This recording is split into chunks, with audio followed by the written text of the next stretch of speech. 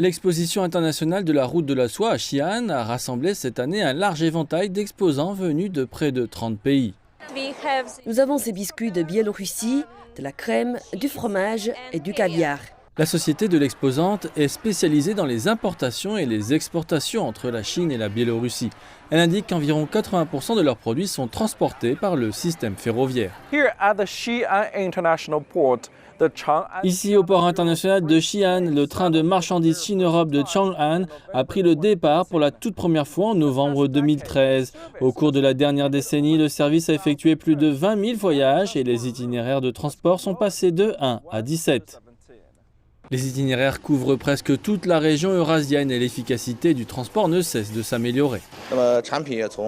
Lorsque le service a été lancé, les produits étaient principalement des équipements tels que des machines à fabriquer des briques et des machines pétrolières. Aujourd'hui, les catégories se sont étendues aux véhicules à énergie nouvelle, aux panneaux solaires photovoltaïques et à l'électronique grand public. Cette année marque également le 10e anniversaire de l'initiative La ceinture et la route. Les pays participants disent reconnaître le rôle important que cette route de la soie moderne a joué pour le développement.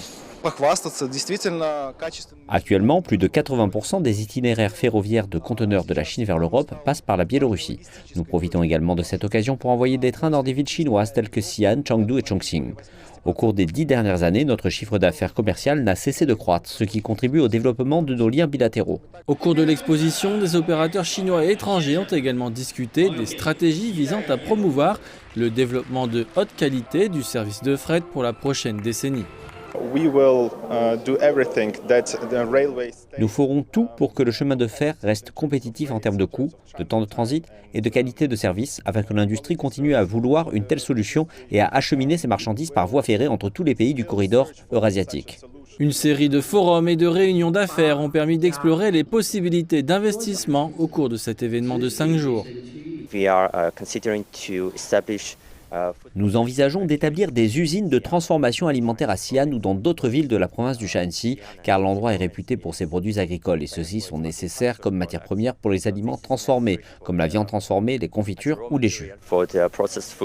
L'exposition a également vu la signature de plus de 80 projets, totalisant près de 14 milliards de dollars d'investissement.